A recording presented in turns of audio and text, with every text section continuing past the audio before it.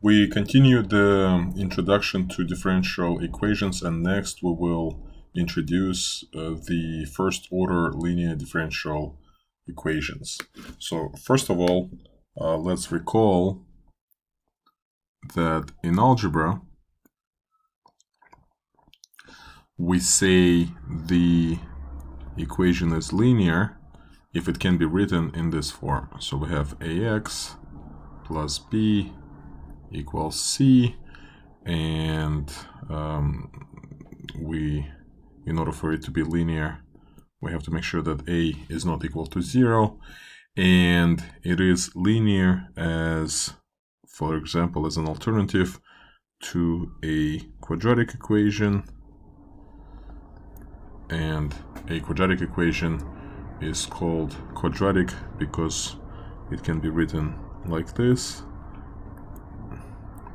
And if you put these two equations side by side and try to understand why is one called linear and the other one called quadratic, and what makes the difference here is the highest power of x. In the quadratic equation it is 2. In the linear equation, although we don't write it, but it is 1, and it has to have that coefficient, the corresponding coefficient, the leading coefficient, not equal to 0 in order to be called linear or quadratic, but all other coefficients can be equal to 0. And we always we say we have those all other coefficients because here, even though c doesn't appear to be attached to anything, we can think of it as being attached to x0. Similarly here, b is attached to x0, and therefore it is a coefficient. So if you don't want to have that coefficient, that term, then you just simply set that coefficient equal to 0. So here are some examples of linear equation, and if you don't want that, you can just simply set it equal to 0 or not write it, and then you still have a linear equation. Similarly with quadratic equations, we can have this quadratic equation, and if you have a linear term, you can write it out. This is an example of quadratic equation, or you don't have to have any of those terms, and you can then simply write a quadratic equation like this. For example, it's still a quadratic equation. So this is what we have in algebra. And when we move on to differential equations, so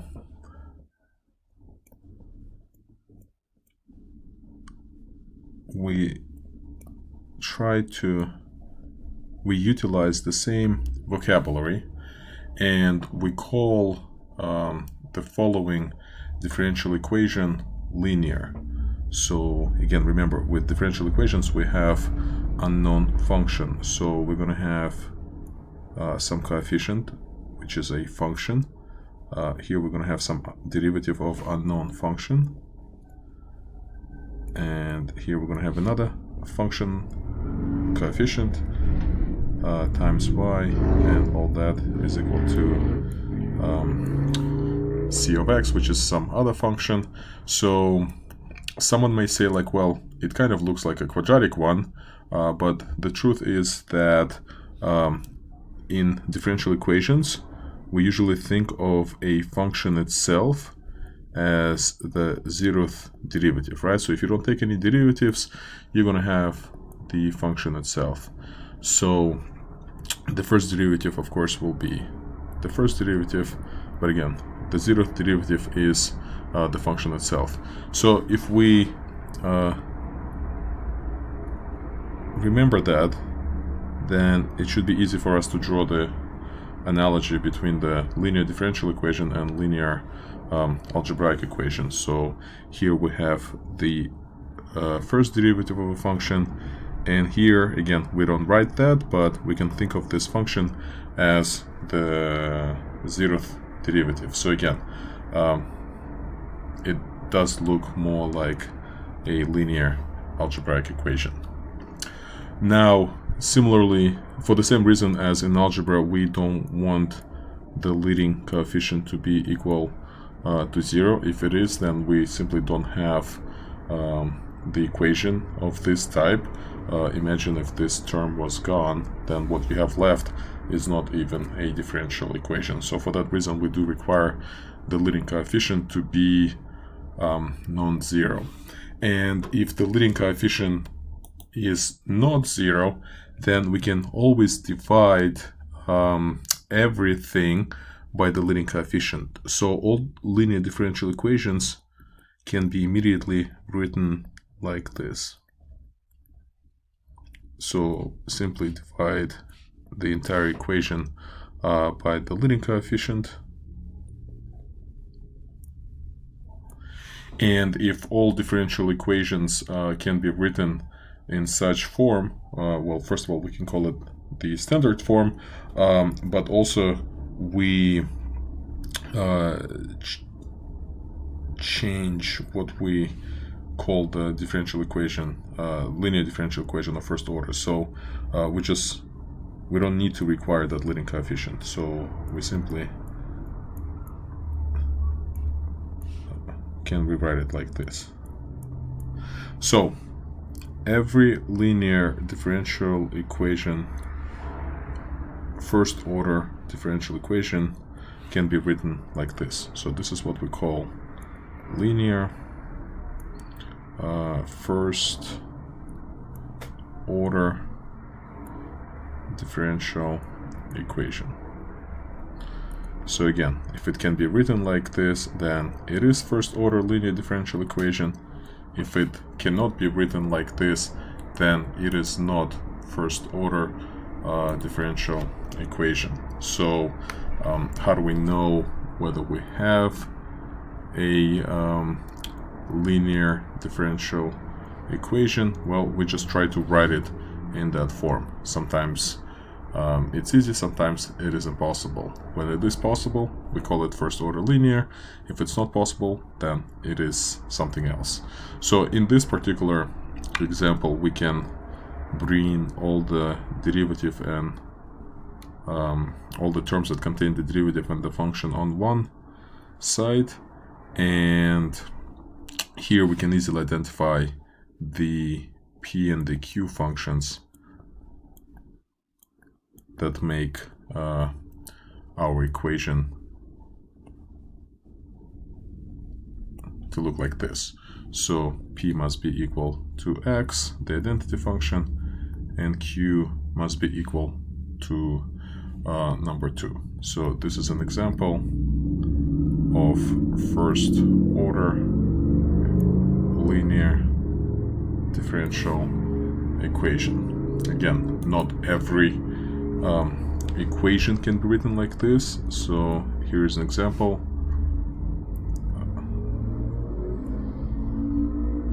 Looks very similar. However, when you bring all the terms that contain the derivative and the function, you will notice that no matter what you do here, you will not be able to get rid of this radical. So this radical is what makes this equation non-linear. It is still the first order because of only the first derivative being involved, but it is not linear. So what type of equation this is, we don't have a name for it, but it's definitely not the first order linear differential equation. So let's take a look at another example.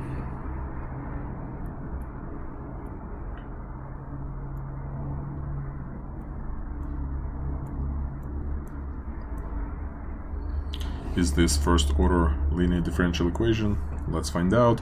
We're going to bring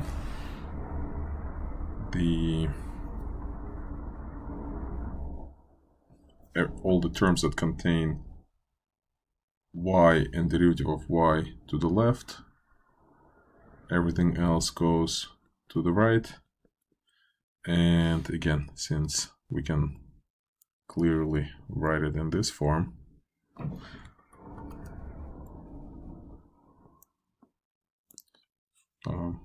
with p being equal to -2 and q being equal to 2x plus 3. So this is an example of a first order linear differential equation.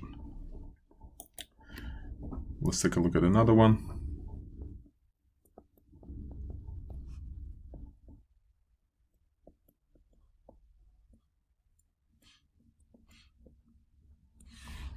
So the question is the same. Is this the first order linear differential equation? In other words, can we write it in this form? To try, let's print all the terms that have the derivative and the function itself to one side. In this case, we're going to do it on the left.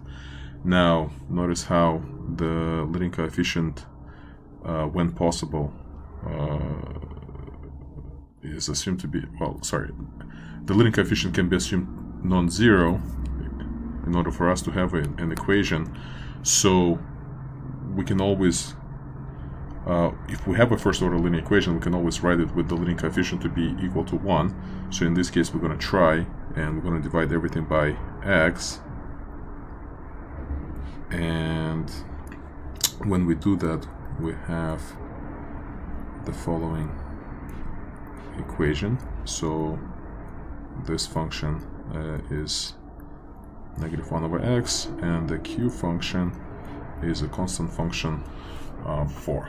So this is another example of first order linear differential equation. So let's take a look at this equation again, which we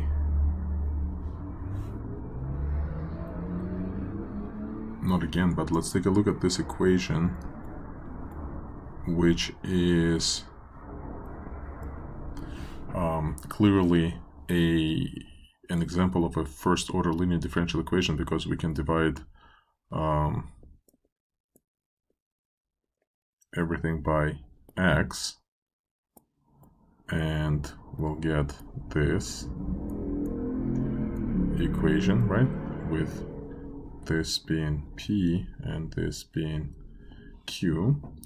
And let's try to figure out how we can solve this differential equation.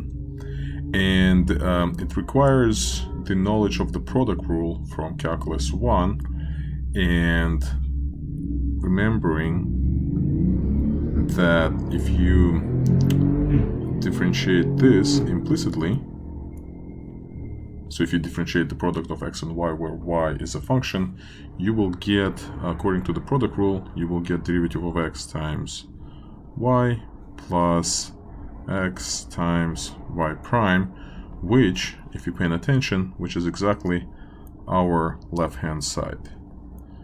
So if you can notice this, then you can rewrite the left-hand side immediately as the derivative of xy being equal to, and continuing with the equation, we can set it equal to 2x. Now we recognize this as a simple differential equation. If you have derivative of f equal to something else, then you can find f by simply integrating the right hand side. So in our case, this is exactly what we have. We have derivative of xy being equal to 2x, so we can try to find xy by integrating 2x with respect to x. And of course, we do know how to integrate that. That will be x squared plus c.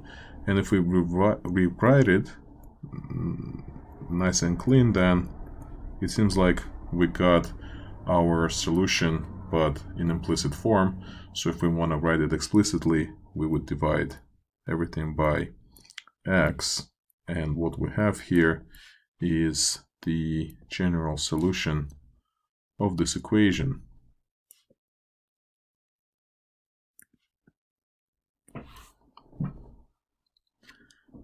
So let's take a look at this solution once again, and let's try to identify the key steps. And it seems like it was all pretty straightforward, starting from here downward. Once we identified that the left-hand side is some sort of derivative of some function, from there we just had to integrate this right-hand side, and there it was just same steps as we've been doing with other differential equations. So the key step was actually noticing that the left-hand side is the derivative of a product, and if we weren't able to do this first step, I don't think we'll be able to solve this differential equation. So the question now is this step, or is it always possible to identify this pattern for any first-order linear differential equation? And if the answer is yes, then we now know how to solve all linear differential equations of first order. And turns out that the answer is yes, and we will talk about it next.